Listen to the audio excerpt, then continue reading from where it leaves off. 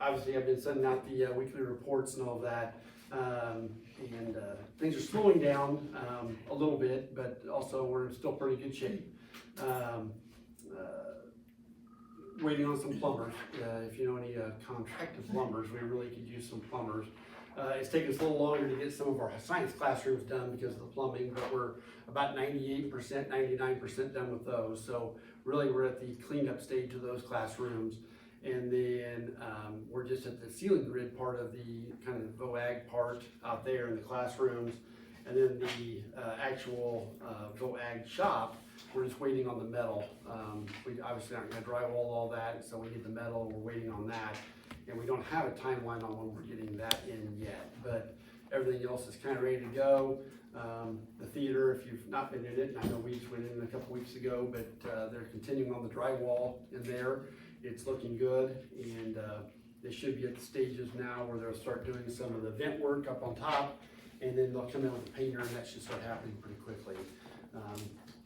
I still think we're looking at a timeline. Actually, they started working on the wrestling room, the new wrestling room, in the old ag shop. They've been doing all the electrical, so the electricians have been over there doing all of that. And so I'm excited about getting some things there.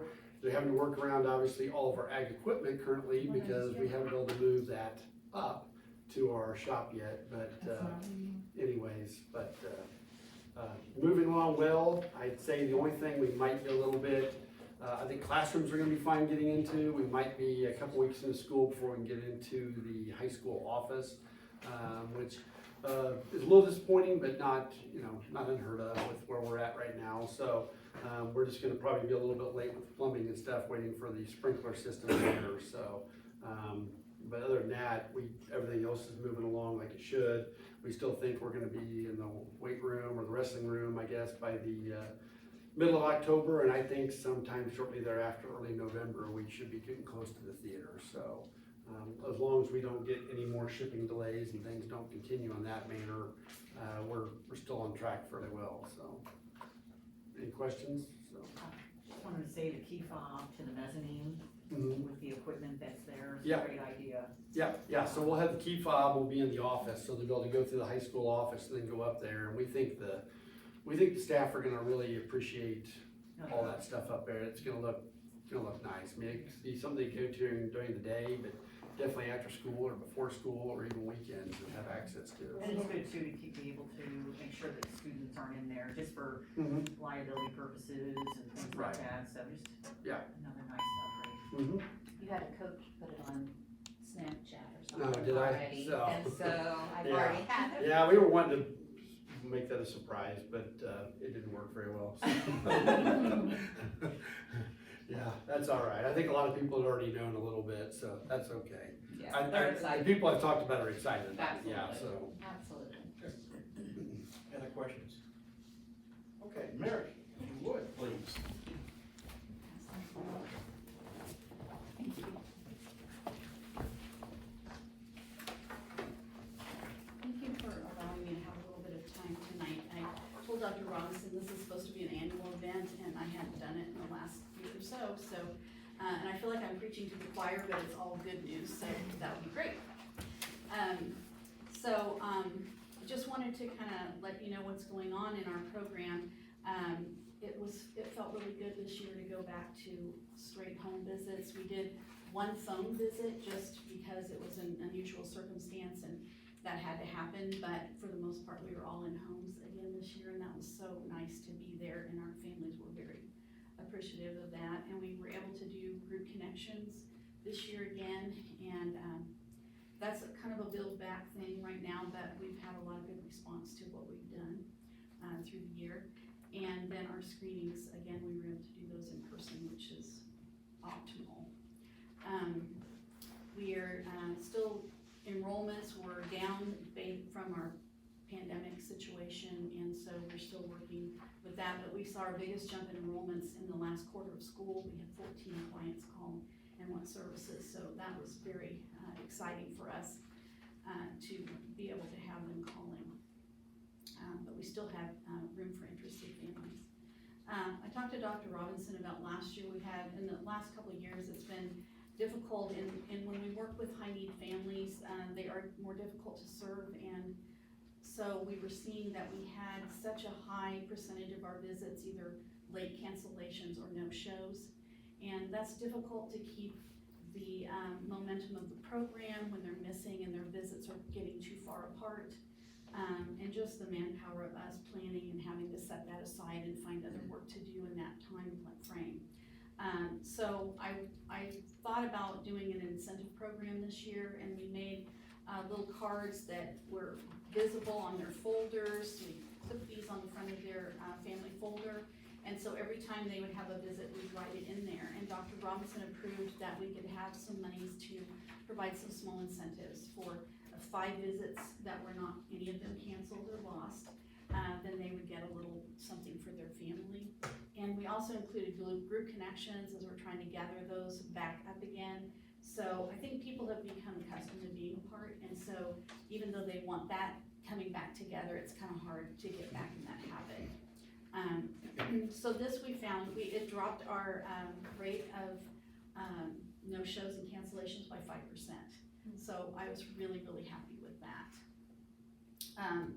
With the monies that we used, the school district funds for that, and then we received donations from Sonic.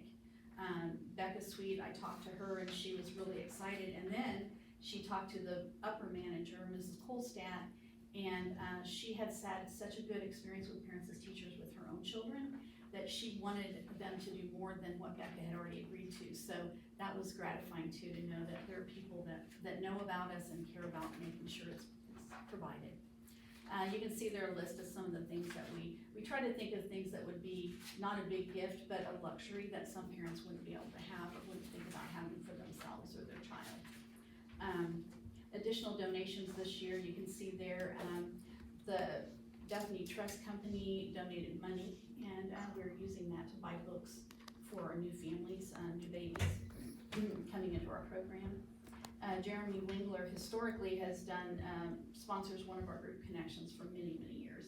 And he provides all the supplies and has it all ready for the families to do something with it. This year we made step stools. And Dr. Harbison facilitated a group connection for toileting. Mrs. Ormsby had come to me and asked about something we could do with potty training for youngsters, and so I contacted Laura, and she was very happy to help us out with that, and it was well received. And then the library is a big partner of ours, and she donated books for a cooking class that we did using commodities from WIC products that the families get. So I really appreciate our community advisory committee members and what they can bring to our program. The satisfaction survey is attached to your list there. I was happy with the results that we got. And then on the back of this notes pages, I just put the comments that were listed on there. One thing on the what would you change to make it better, more opportunities for group connections, which we already do at least monthly. But then the rest of the comment was, but we cannot always make it to them. So we're providing it, but that was her, yeah. And we try to vary the times and the nights and the time of day when we're doing them to invite as many families to participate as possible. Then I was really excited, and I have included in your packet there the effects of Missouri parents as teachers on child outcomes.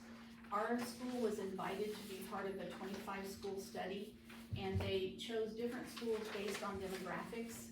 And they went into our records and looked at students from the time they started participating in parents as teachers through 3rd grade. And that summary that you have there is very exciting to me about the difference. And just a few percentage points may not seem like a lot, but when you turn that into children, that's a big impact. Through the participation in kindergarten attendance, kindergarten through 3rd grade attendance rates, proficiency in English and in language arts and mathematics, and then the retention. It reduced the retention of students in those grades as well significantly. This is based on children who've received 3 or more visits, and we do attempt to visit all of our families monthly. So they're getting a lot of support, we hope. And then we have new guidelines this year. The Department of Education has set up a new Office of Childhood, and, the manual has been redone. I did bring a few copies to leave with you, of that new manual. It's still in draft form and it's not been formally, secured yet, it's still going through committees. In a meeting I had recently with DESE, they requested an increase of $5.8 million for parents and teachers this year over what we've had. And that still is not secured, but we're crossing our fingers and hopeful of that. And then I put that note there, due to unmet allocations from districts across the state, additional funds were available this year to provide compensation for the time that we invest in making resource referrals. So we received $100 for every family that we served this year for that use, and $400 per group connection. But it was highly emphasized that this was FY22 and not to plan on that, but we're hopeful. Group connections are required quarterly now in our new manual. It was monthly. But they're required, but they're not funded. And so we're hoping that maybe that will come about now. There's a lot of discussion about that, so we're hopeful. And then I want to just share real quickly about the hub project that our district's also been involved in, and I've been representing us I've been co-leader with a couple of ladies from United Way in St. Joseph, their CEO and her assistant. And that sheet is attached also to your notes there that tells about the hub work and what it's for. We meet once or twice a month with other agencies and organizations in a 5-county area. Andrew, Buchanan, DeKalb, Clinton, and Holt. And the north counties of us, they weren't able to secure co-leaders there. And so part of our work is to make a recommendation to the state about what that hub should look like and who should be included and how it should work. And so the recommendation we're planning to give in October is that those northern counties would be included in this group here. Trying to stay away from going to the Kansas City area and staying more north, more rural. So that's that. That's what I have. I don't know if that was 7 minutes. I was hoping I could do all 6 in a minute each, but any questions for me? What does your staff look like? Is it Carrie and I. you and Carrie? Okay. How many families participated? This year, I'm sorry, I don't have the exact number. I'm gonna say 50-ish. Probably a little bit less than that. And that's less than what you were Yes. pre-pandemic? And our enrollments are a lot lower than what they have been, and our services have changed though. When I started, we were visiting families 5 times a year. Now we visit people monthly, and many of our clients we visit twice a month. So we can't have as many families when we're visiting more often. What can we as a board do to help support the program? Well, we really do need recruits, and so putting the word out there, if you have a business and would like to have a flyer or some pamphlets that you could have there to promote us in the community, that would be helpful. One of the things that is changed in our service plan through the ECBA manual is we used to be required to do 75% of our funds would go to high-need families and only 25 to non-high-need families. That's being taken off the table. And they want it to be seen as a universal program, which is what it was designed to be and what I want it to be. And so that stipulation, I was always running numbers, trying to make sure we weren't over one way or the other. So that's gonna be easier, so everybody can enroll. And if we can't serve people, we still have parts of our program that they can benefit from through the screenings and the group connections and resource referrals. So yes, put the word out. And then our screenings have been lower than we want. We're screening all of our families that we see, but getting those new families and children that haven't been screened yet has been a little challenging. We do our screenings monthly with the school district, the mass screenings, and we're getting our preschoolers coming in, but they're not bringing their littles with them. And so that's where we're missing out. So that's another challenge that we're trying to look at a way to address. Okay. And what age? 3 months. 3 months, okay. We start screening at 3 months. Mary, do you work with pediatricians or be an opportunity to see, work with them as they go in for their well checks, that maybe we could partner with them. That's a good idea. St. Joseph does that, and they get some of our screenings, because some of our families go to St. Joe to a pediatrician, and they're getting screened there by the St. Joseph, parents as teachers people. I don't know how that would work, but I'd be glad to talk to someone about that, doing that. I've talked to, the hospital, we have one of their OB people on our advisory board now, but I haven't been able to work out with her what we can actually do there. I wanna do a class as part of their prenatal classes. I would like to do some of that to get to know, well, more important that they get to know us, is really what it's for. But that's a great idea. Any other questions? So you're housed in Parkview, but you're kind of separate from Parkview. We are in the preschool wing. But like you don't, you're kind of your own, things I didn't think We about are our before, your own own thing. entity, and like, so you don't fall under their staff numbers or, like anything like budget or No. Parkview. I just have a comment, as my family benefited from parents as teachers. My daughter did, and I know that you do good work and hard work, and I'm glad that we have you in our district. Absolutely, thank you. Thank you. It's been a great job. I was telling Dr. Robinson that this will be my 25th year to start school as a parent educator, so I feel like, I'm seeing some kids now coming up that I might have had too, so. I appreciate the support that the board gives, and I look around and I know each one of you appreciate the program, and our students benefit, our families benefit from it, I know, so, thank you all very much. Thank you. Thank you, Mary. Okay, next is communications. You might have noticed that we've moved this up earlier in our agenda. The purpose is that we typically do not respond to those communications, but if they're speaking about items on the agenda, we ought to hear what their purpose is before we discuss that item, because what they have for input might be of value to us as we consider the item. So we've moved that up earlier in our agenda, so if there's any communications from citizens, teachers, or students, we allow input at this point, anything on the agenda. Moving along, approval of resignations. We have resignations from just one, okay, Mr. Motion approved. By Doug, Second. approved, seconded by Pam. Discussion. All in favor of the motion, say aye. Aye. Opposed, no. The ayes have it, the motion carries.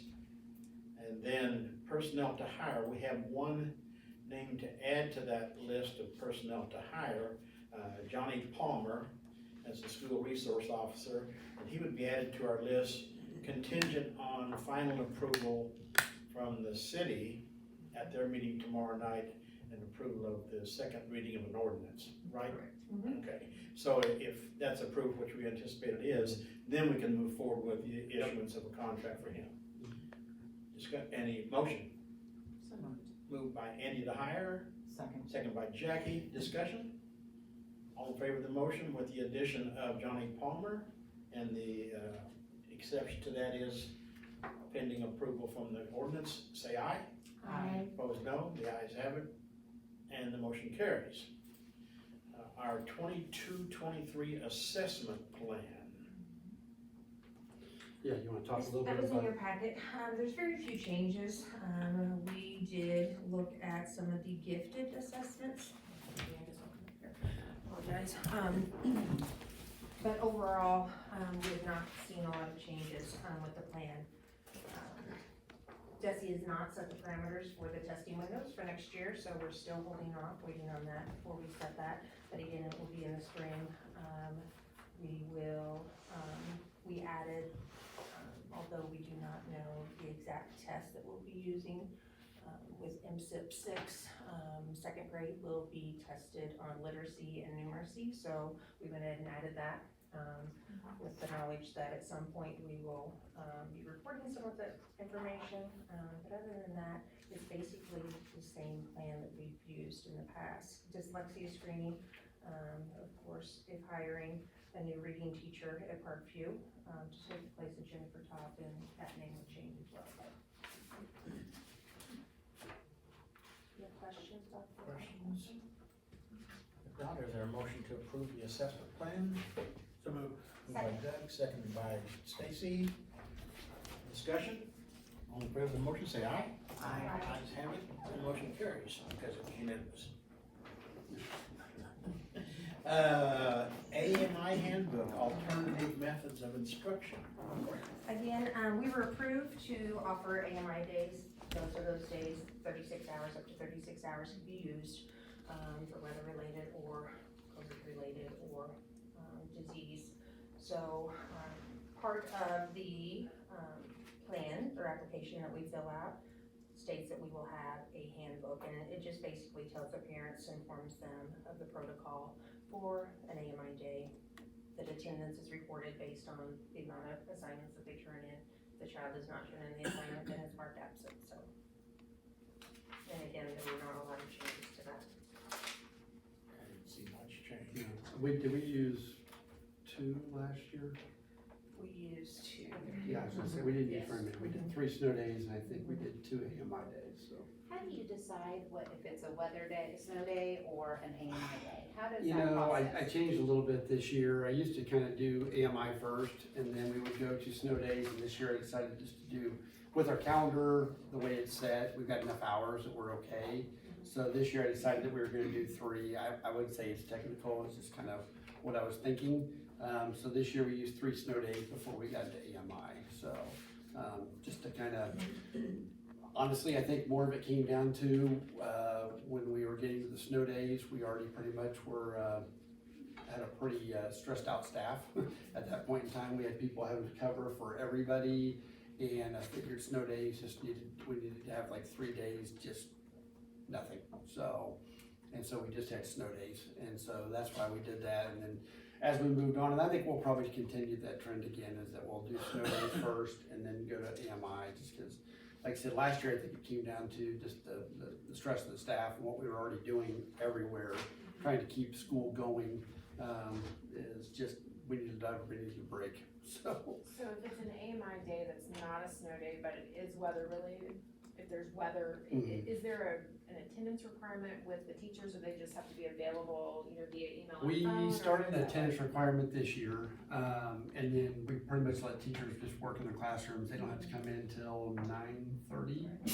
I think administrators come in at 9, teachers come in at 9:30, then they can leave in the afternoon. We just felt like that was probably the fairest way to do it for everybody, because one of the things we ran into the year before was we didn't have it. Well, at Parkview, I have people that give packets, and they've already given their packets in October, so the teachers weren't going online and doing different things. And then I had middle school and high school teachers that were actively running classes, and sometimes, and they were having to do all this stuff through their school, so we just decided to, everybody would come in, it's just, and we think by coming in at 9:30, I mean, most, everybody else is still going to work. We think it's give enough time to make it safely, and obviously, if I don't feel like it's safe, then I'm gonna say, we're not doing it, but, we just felt like that was probably the most fair way to do it, was to have everybody come in, and then actually, I think the staff really enjoyed the extra time, because, I mean, some didn't have to go online and do everything, but it gave them, 5 hours to get some things done in their classroom, so. We provided babysitting I was gonna and say- lunch. I was gonna say, we So provided paraprofessionals come babysitting, we in. provided lunch for any of our, cause we have staff members that have 2 kids that are Right. employed for us, or maybe couldn't do something, so, we offered pretty much, I hate to say daycare situation, but we did. And we had aides and different stuff do that, we offered breakfast, we offered lunch, the kids had a good time, those kids did, and I think it worked out fairly well, so. And it was, like I said, it was changed this year, but I think it worked out pretty well. I think going forward, we'll continue that, so. Do we know how the staff, did we survey them, or is it just a general consensus? We didn't survey the staff. I mean, just from the people when I went around buildings and talked to, just appreciated having the day, that they could do stuff, so. Do we give consideration, I mean, I know you go through the weather days first, and then you go to AMI, what happens if they can't make it? Like if they say that I live in, my drive is 30 minutes and it's my road, It the just roads are counts bad. as a day. It counts against them, their Annual, personal days annual or? leave day, Okay. yeah. So. And we had some people that chose not to come, and that's how we did, just be consistent with everybody, so. Other questions on the AMI handbook? Motion to approve? So moved. Moved by Stacy, seconded by Pam, Jackie, okay, Jackie, and seconded by Pam. Discussion on the motion to approve? Hearing none, all in favor say aye. Aye. Opposed, no. Ayes have it, the motion carries. And then our professional development plan and budget, as I look through that, on page 5, we list Mr. Brett Jones as a committee member, staff committee member. Thank you. And so I changed that to whomever we put in there. I apologize, on page 5, Pardon me? on page 5. Well, I'm showing page. Oh, Yeah, the 5. actual documents, page 4. Oh, okay. Okay. Under, Thank you, yes, that was, yeah, I it just, published it prior to. I when should we make get change. that position filled. Absolutely, I can make that change. Other questions on the professional development? Jackie? Yeah, I have one. The surveys that you did with, all the buildings, did you, I see, 18 responses from special ed, 39 from the high school. What percentage of your teachers actually filled out the survey? I don't have those numbers for you, I Was can it get pretty those for high? you. No. Actually, with this survey, we had decent response, so Okay. high school's 39, Yeah. probably about 50%. Yeah. The middle school, I wanna say they have 34 certified teachers, I'm looking at Chastity, I can get those numbers for you. No, no, Middle that's school was a fine. higher As I- percentage, Parkview had a higher percentage as well. Okay, as I look at that, I am struck by, the high percentages of survey results for wanting, professional development in trauma-informed schools with BIST. I mean, it's just pretty consistent throughout, with the exception of maybe special education. So just, seems like it's pretty consistent Right. among all the buildings. Well, in the professional development committee, we have building representatives from each building, and we create the survey. And so we go to the buildings, they visit with their leadership teams, what topics do we think we want to, have and offer, and that's how we kind of create those surveys, and then we put those out. We try to keep those a little bit systematic, mathematics, ELA, science, trauma-informed, just so as district-wide, if we're moving forward with an initiative, then we want to have everyone on board with that. And also for planning, so it's a lot easier to plan our professional development when we're contacting Kansas City RPDC or Northwest RPDC. Hey, we need someone for math, what dates are you available, and so for planning and scheduling, that works out. stand for, please? I'm sorry, regional professional development, so, yeah. We started using this year, last year, Mr. Jones used Kansas City RPDC, and he found a lot of, worthwhile, he felt that was worthwhile. We will still use Northwest RPDC for several things for science, but I think a combination of using both of those will be beneficial, so. Do you think the high numbers for the trauma-informed schools and the BIST, do you think that those are concerns related to discipline in the buildings? Oh, I would say directly relates to that. The trauma-informed is more, kids that have just suffered that trauma, whether it be loss of a family member, whether it be not COVID related, just those kids, that just struggle daily, whether it be to, shelter, a meal, just those basic needs aren't being met, and we have a high population of kiddos. High population of kiddos and families. I had a question on page 5. So D, the departmentalized and individual needs, it's yellow, so it means it's new. How is that different from last year? It wasn't in there at all. And that was where we surveyed individual staff, and we did not have a big response to the surveys. What individually, as an individual, what would you like to attend, so for budgeting purposes? Each year we have people request to go to conferences. There's only so much professional development funds. So the committee, to try to find a fair way to do that, we decided that if you went, last year and someone wants to go this year, the funds are not available, then the person that went last year might have to forego this year. If it came down to that, Dr. Robinson is really good about adding supplemental money, but if we got to that point, then we kind of wanted something in place so it would be fair, it would be in the handbook, and so everyone would be knowledgeable of that. So we tried to not be so specific that it wouldn't allow us the leniency to, like I said, allow someone to go. If someone needs to go, they will go. But it's for those that maybe go to a couple a year, or, they wouldn't be allowed to go to the second one, just the one, so. Is the budget, that, I think it was like 75,000, something like that, is that budget pretty much the same as it always has? It's usually the 1% Okay. of our foundation formula, and so, yeah, it's usually around 75, 77, 78, yeah. I did appreciate those questions, how you tied it back to the continuous school improvement plan or the MSIP 6, so that they could try to connect all that. Right. So that we, So the principals conferences, elementary principal, high school principals, their annual meetings, is that part of professional development or is that separate? Those are not budgeted into this budget. Okay, so, I'm sorry, go ahead. No, I was just gonna say, do they get to attend those every year, or is it every other year, or has that changed in the last few Typically, years? we ask that both principals are not out of the building at the same time. The past few years, we've had principals and assistants recognized for principal of the year, and so we've wanted both principals to attend, and so we've sent both. But typically, we try to keep one principal in the building. There's usually opportunity for a fall and a spring, so if they want to attend one. Some principals they attend the Northwest region, which is what I do. I attend the MSBA, but then we have a Northwest region that meets monthly, so some of the principals attend that instead. So on page 8, where the results of the individual survey, I just realized that, so those are just the 12 recipients, or the 12 people that were filled out that survey. These are the conferences or meetings that they would like to attend, or like examples on page 8. It's budgeted in.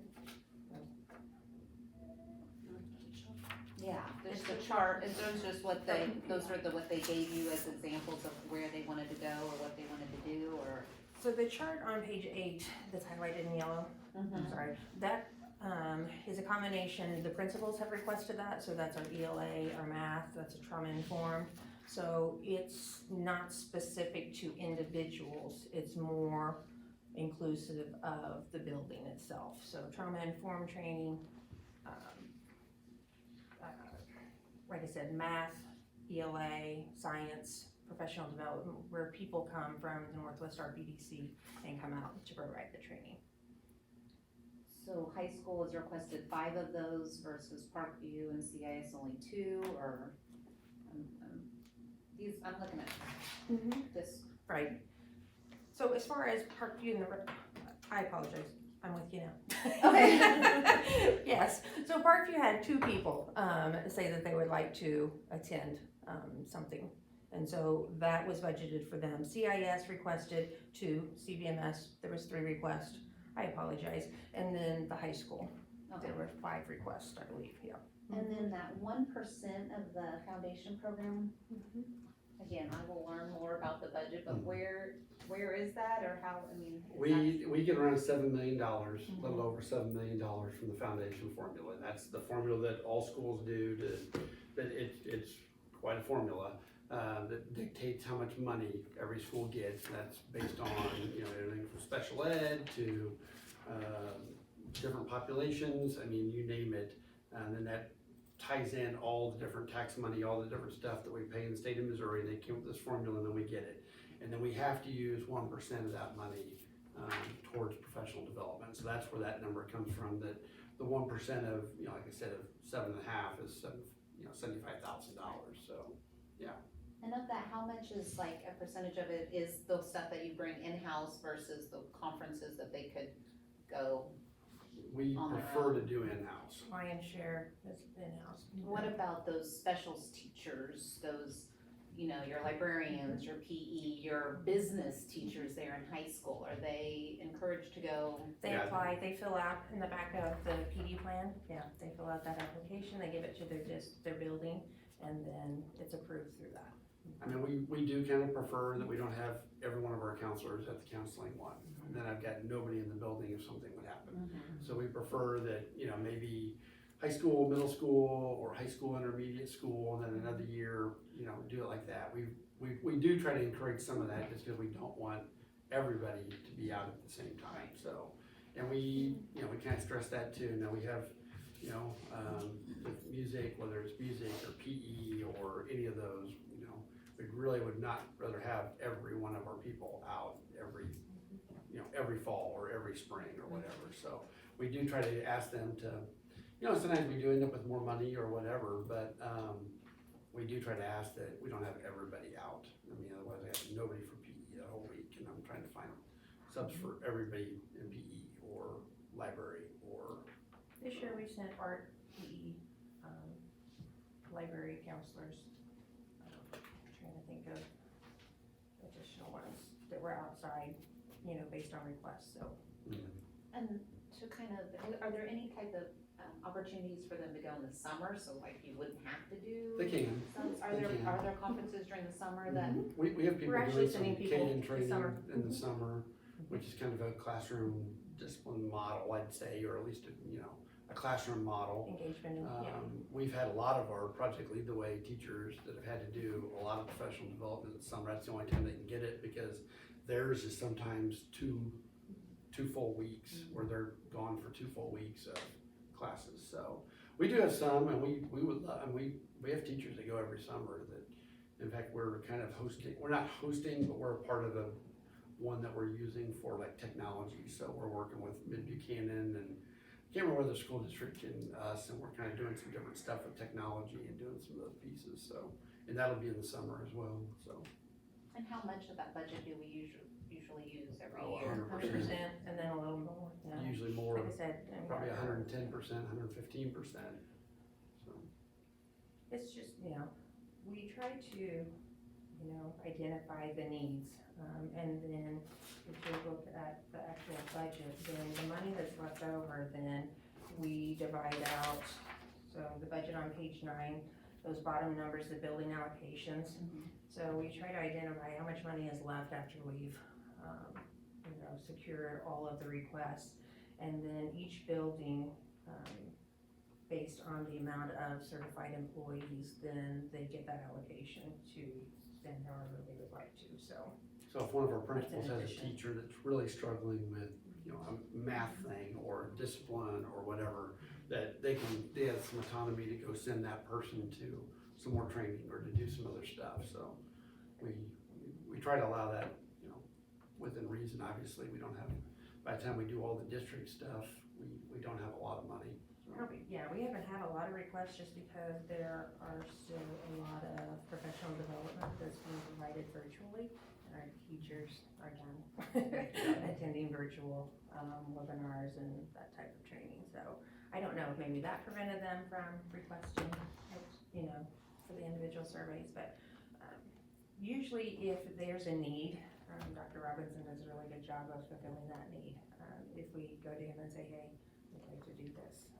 So the budget is just an estimate of, you know, where we'd like to spend those funds. All of this does is tie into our CSIP plan.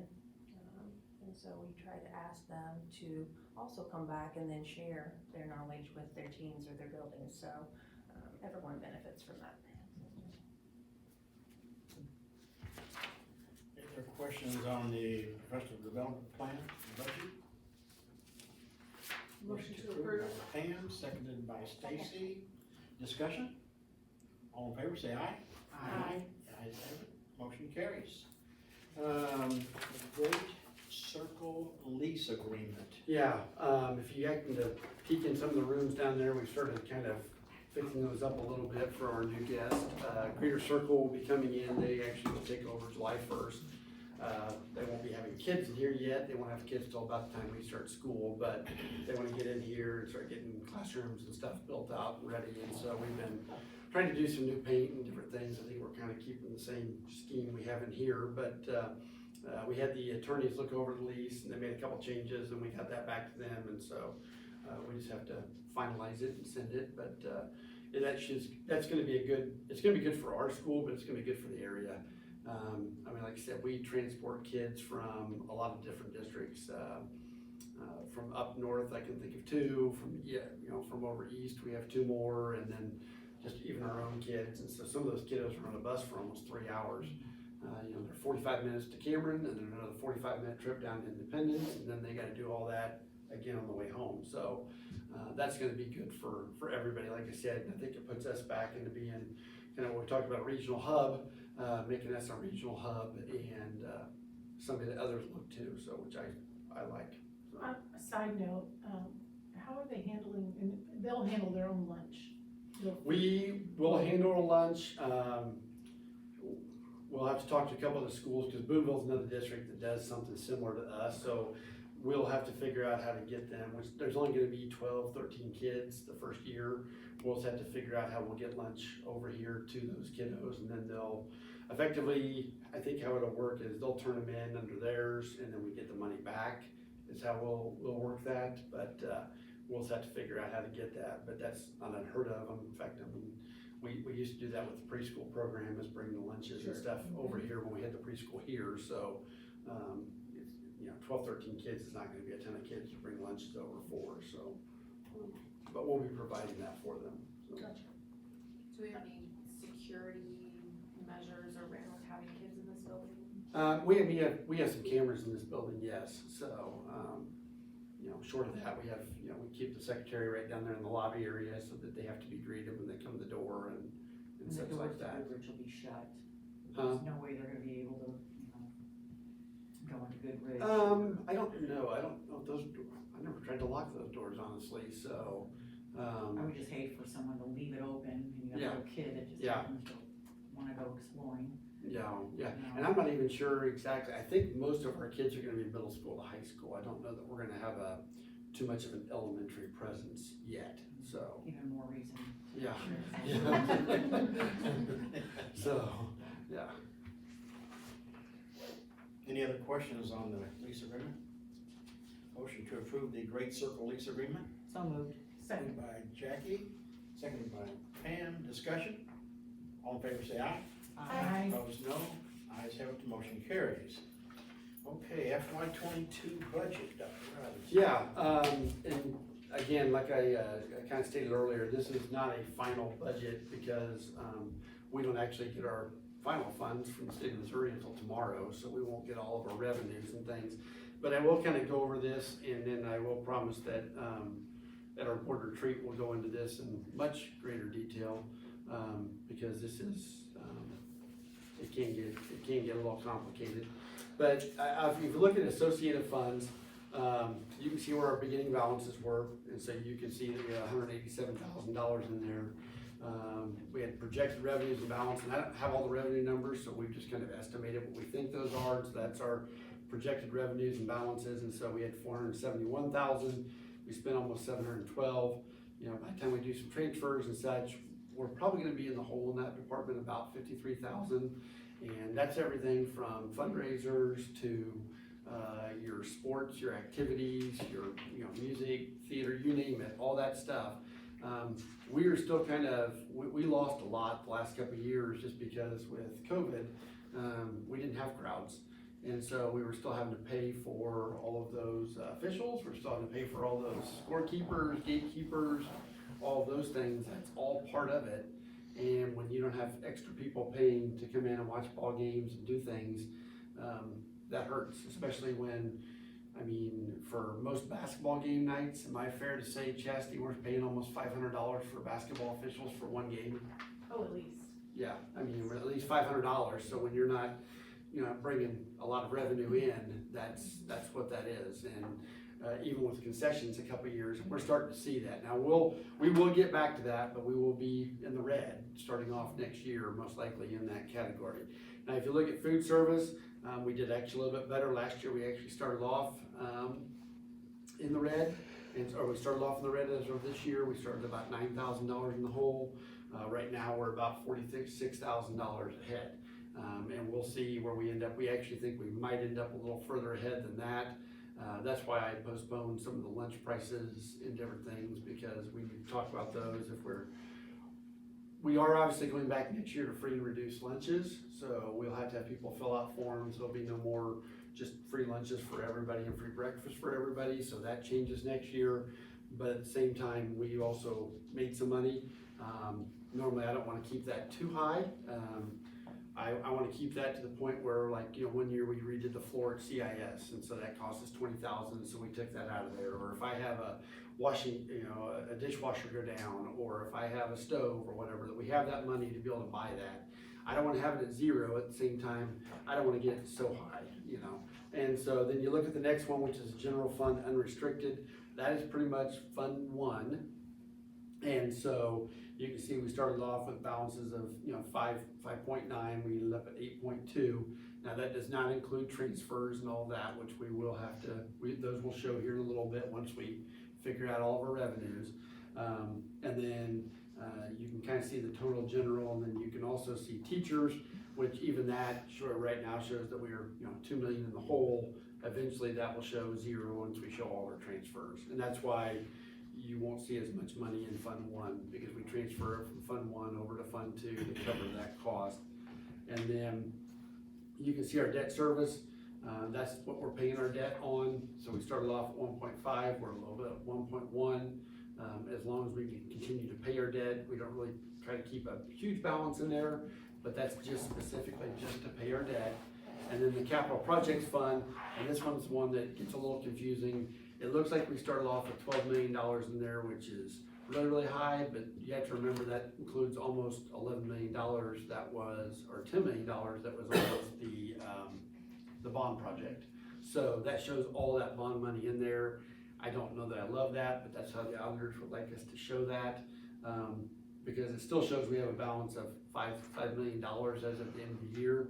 We probably don't have that much. We probably have between $2 and $3 million in there, because we probably have $2 to $3 million that we still have left from the bond issue that we'll use to pay for the rest of the building, and those different things. And then we might end up having to still use some of our own money, which we knew going forward that there was a good chance of that. And that's what really kind of messes up the all funds, is because it shows that, we had $20 million in there last year, but that's a pretty inflated number because of the bond. But like I said, I'll go into much more detail at the July and have, kind of a new one, or at least I guess a plan A for FY23, fiscal year 23, at the July board meeting. We won't officially approve that until August. The weird thing is we have to have budgets approved and all this, but we won't even know our tax monies until July. We won't start getting our information from the county clerks on how much assessed valuation went up, or, which obviously we have new businesses and they're added and different things like that. So we don't know how much, and then there's a formula in there that says we can't add too much to it, that we can't take all that money, and there's some formulas by the whole state of Missouri that are already in there. Now, we have done some different things where, hey, we're gonna have to lower our taxes 2 pennies or a nickel or whatever. Well, 2 pennies or a nickel, nobody's gonna notice, and so at times we've went to the board, or I've went to the board and said, okay, let's keep the tax rate the same. Nobody's gonna notice that they lost a nickel off their tax rate.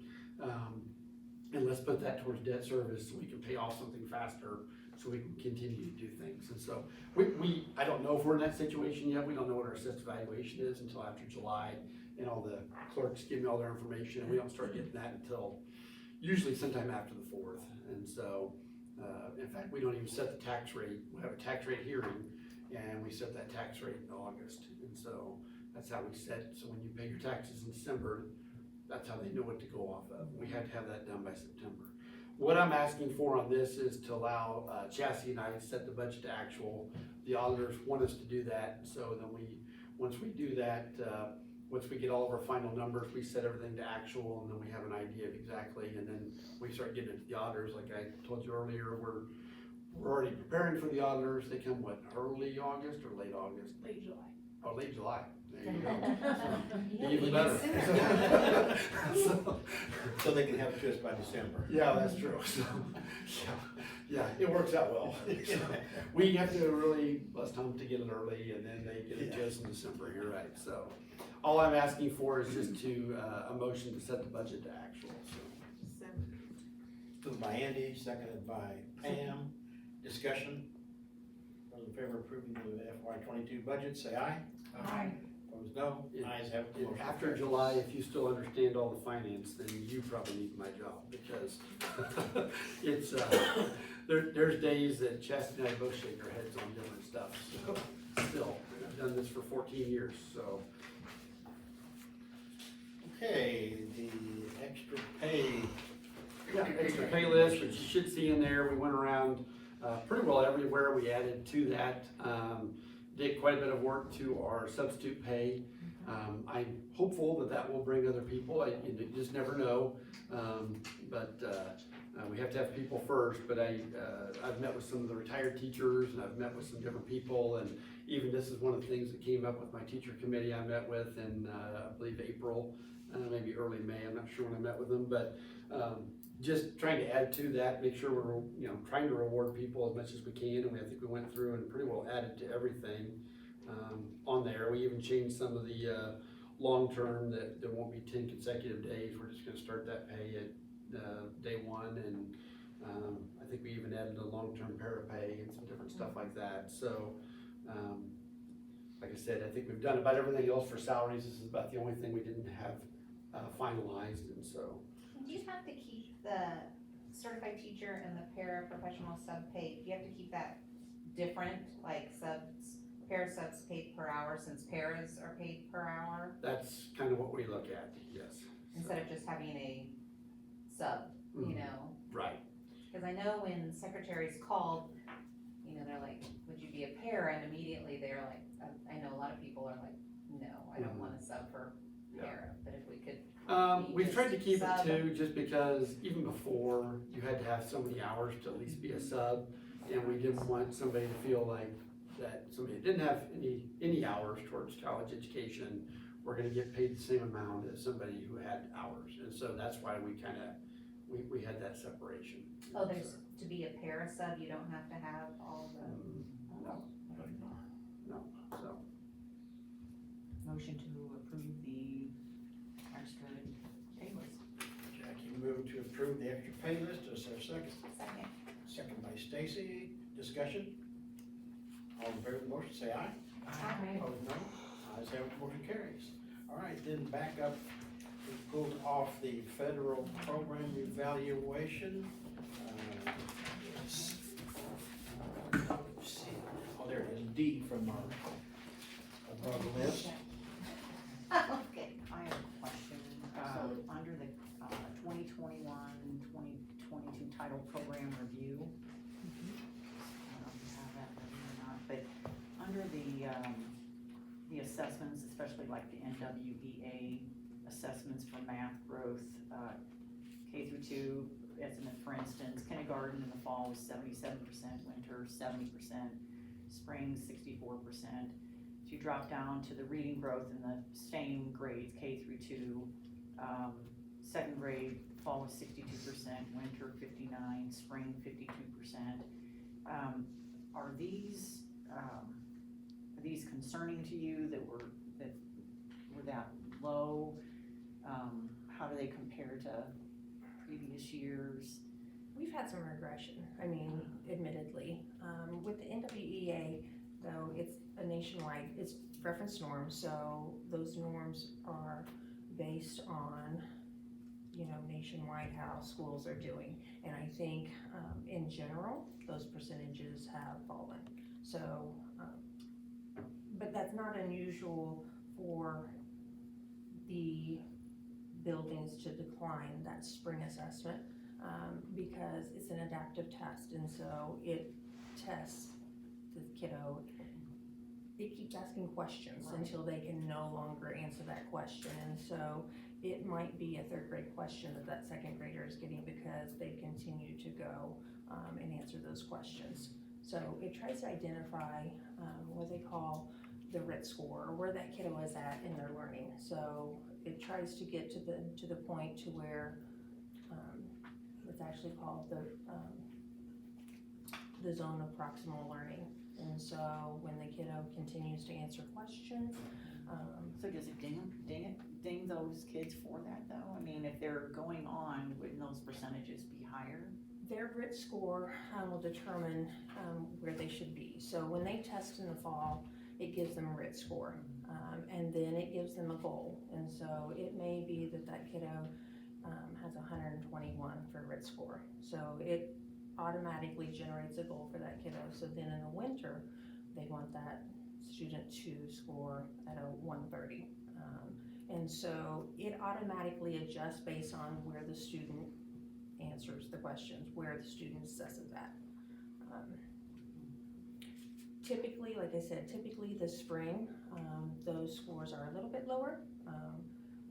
Ideally, yes, we would have those be higher. Second grade this year, if you looked at my report, they are lower. They're a little bit lower. Math is one of our lowest areas. Kindergarten especially struggled with NWEA. And so those are all areas, when we break down those assessments and we look specifically at identified areas where they are struggling, then we can look at our curriculum and identify that we really didn't spend a lot of time, kindergarten maybe on number sense, where we need to go back and do that.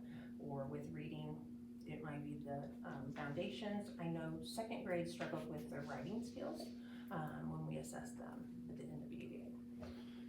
But ideally, yes, those numbers should be opposite. I mean, that's what we would like to see. We don't want to see regression as the year goes on. We would love to see 64 and 72 instead of 72 and 64. So, yeah. And that's something, like I said, that we are still post-COVID, or at least we are still fighting. So, I think we saw a little bit last year in MAP. I think we're going to see it again a little bit in MAP this year, that we're going to be, not where we want to be yet, or back to where we were. And I think we are seeing that a little bit still, so. Like I said, if you have the opportunity to look at Ms. Ormsby's report, I mean, those are typical. We're right in the middle with the RIT scores nationwide. So I know, yes, we do want those to raise, but that's pretty typical of that assessment. Our second grade kiddos are getting into more third grade level questions, and so it's not unusual for them to score a little bit lower in that spring assessment. When we look at the RIT scores and how we're comparing to national norms, there's areas we want to work on, don't get me wrong, but The national norms are low. it So I'd like to be above the is. national norms. It is. Yeah. We're Thank all you. struggling, yes, we're Yeah, all struggling. absolutely. On the page before that, where it says Parkview Elementary School and then Cameron Intermediate School, it talks about 2020 and 2021. I didn't know if that was those numbers or if it should have been 21, 22. Well, we didn't, everyone was free reduced lunch, so we tried to go back and look at our percentages of the last time that we had, so. I feel like I remember in the previous time talking to Ms. Ormsby that she thought that number was pretty low. I mean, do you think that 42.5%, that you think that that's probably not? We're usually around. That's not accurate. No, No. I'd say in the elementary school is probably our highest percentage, and we're probably closer to 55. Yeah. 52 to 55% is probably a better number. Now, we do go down, that number continues to go down by the time the kids get to high school, but I would say that number is low, yes. And that's based off of the number of parents who decide to actually fill out the Right, paperwork. and that's why I feel like she felt it was And low that's- because they weren't coming in for Right, open because houses. Parents don't fill out the paperwork. Right. They just don't fill it out. Right. Right. And the state of Missouri had to change how we fund it, well, actually, the federal government did, and so did Missouri change how they had to fund title, because so much of that number is based off of free and reduced. And Cameron, like every other school, people just stopped filling it out when they said, well, it's already free, why would I fill it out? It's just extra paperwork, and so then they had to come up with a whole new formula for how they were figuring out title funds, because of that, so. Can you fill that out online? We do not have the capability. That might increase participation. I don't, If you we could talked send a about link that, out but they and- require the signature, Mm. and I don't know electronically. We would have to work with K-12 to see if, and, you I'm know, just visit thinking, with you Felicia know, to see there's if a we lot of could do that. communication through email, so if there was a link, fill this out and explain, this helps. I mean, I know you do explain Yeah, that. it does, and it gets a little complicated too, because you start talking about people that are direct certified, like they're already in some program or another, so they're already direct certified, well, then they don't even have to really technically fill out the form, and we're not supposed to ask them to fill out anymore, and, yeah, it's Yeah, so you'd have to figure out who they are and not send them Uh-huh. an email. This also shows the importance of attendance, Oh, attendance, because, you that's know, critical. attendance is critical to get those kiddos in there so that they can continue to move forward, and so, We can get them in the teeth, yes. Right. Yes, we can teach them, those some skills, so. Any other questions on item D? Since that's a report, we don't need a motion to approve that, I don't think, do we, Dr. Robinson? you know, it's part of In our consent, so I programs, think you I'd got it. probably just go ahead and approve it. Okay. I mean, Then we'll have a motion to approve the federal programs evaluation report. So moved. Moved by Stacy, seconded by Jackie. Discussion? All in favor say aye. Aye. Opposed, no. The ayes have it, the motion carries. All right, then the next one was the Title Services Handbook. Yeah, just something, minor, but, the letter to the parents and guardians at the bottom, there's, Mr. Erdman's information. And so just to, you know, just kind of not have parents send him a bunch of stuff, we could replace that. Okay. I'll just give it to you. Thank you. That's it. Any other comments on that Title Services Handbook? It has Brett Jones' name on it. yeah, there's Motion to approve? Moved by Jackie, seconded by Andy. Discussion? All in favor of the motion, say aye. Aye. Opposed, no. Ayes have it, motion carries. And then the Assistant Superintendent report. I had asked for that to be pulled out, but, Dr. Meffert answered the question, and she's Okay. addressing other things, so I don't have anything on that. Okay. Will there be, TVs in the staff wellness room? Like, so they could, I mean, like, not TVs to watch, like, but like to plug in a workout thing, or, Oh, to. no. I I hadn't thought hadn't of thought that. about that, but No, I hadn't. I was thinking TVs, like. I mean, if they wanna catch up on Young and the Restless or something, but no, Yeah. I'm kidding. So, But like, to like if they, We can look at that. We I had hadn't talked, we thought of have that. a couple of staff members that were interested in doing some after-school fitness Yeah. classes, and so, that might be something that we would implement, but no, that would be a good idea to kind of have a library of workout, I guess. and then I saw that there were, cable weight machines, but what about free weights? Well, you could just walk downstairs. You have to go downstairs, yeah. Okay. Yeah, I mean, just right below is where that weight room's at, so they could go down there and use it. We just thought with the cable, someone could use it on their own, they wouldn't have to have necessarily a spotter, and, you know, be a little bit easier for some of us that Yeah, we got have some to people build that up. do like 500-pound squats. And then how do these IPI walkthroughs, how do they look different than the walkthroughs that you? Absolutely different.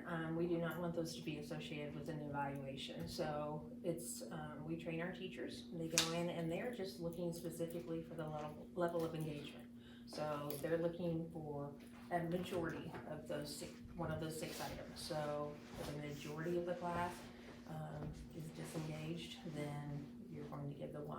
If a majority of the class is having conversations with like a partner and doing partner learning, then you're gonna give them the 5 or the 6, depending on where they go or where they fall. It's been very useful.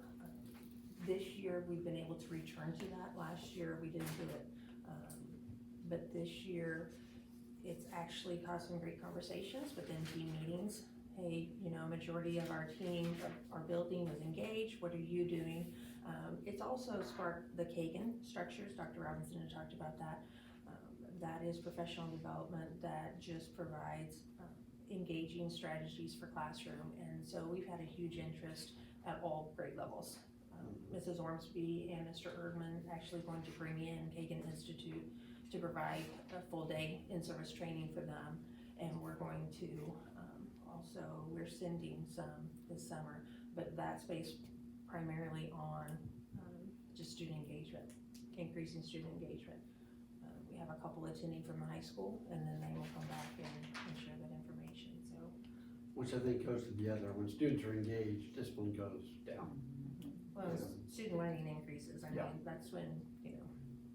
So is the group of teachers that go into the classroom, are they from the same building? Do the kids know those teachers, or is Oh, it? they're the same building. Okay, so Same they building. understand the elementary school would understand what's going on in an elementary school classroom better than a high school. Right. Yeah. Um, Now, But we you're have not had looking for times content. where you've Right. taken the administrative team though around in every building just to get some different views, you know, 'cause I mean, just seeing your own building every time, it's not the same. In high school might be like, oh, well, that's really engaging, and you might have been like, yeah. you know, so. Disengaged at like a kindergarten level looks different than disengaged at a high school Oh, yeah. level for a kid, right? Mhm. Oh, yeah. So, 100%. yeah. But I mean, you know, we're just looking for active learners, you know, are they actively engaged? Are they participating in their learning? You know, we don't wanna walk into a classroom and the teacher be behind the desk and the kids be working on worksheets, you know? Do the teachers know when they're coming? Oh, absolutely. Yeah, they do. And then it's a period, like I said, they will visit that classroom. We try to hit every classroom like 3 times. If you can observe at the beginning, the middle, and the end, just to kind of see the level of engagement. And it changes, I mean, and there's nothing wrong with looking in and the kiddos are taking a test. I mean, that's part of learning, your assessment, so. But I do think that has been valuable, and like I said, Dr. Shank started that, and we initially started it as an admin team. We went and received training, but then we felt like it was more evaluative. So then we started training the teachers, and we started out with just a couple, and then we've added to 3 now, so. And it does provide or promote, you know, your teacher leaders, so they can have those conversations. So they will break down the data, they meet as a team, they break down the data, and then they present that to their teams when they have their team meetings and have those, you know, great discussions about, I mean, it's not, this classroom was, you know, disengaged, they do not know, we don't record names, we do not record anything, and we don't record room numbers, it's just, you walk in, you look around, you figure out where the level of engagement is, you punch it on the thing, and you go to the next room, so. Would surprise visits change the outcomes, do you think?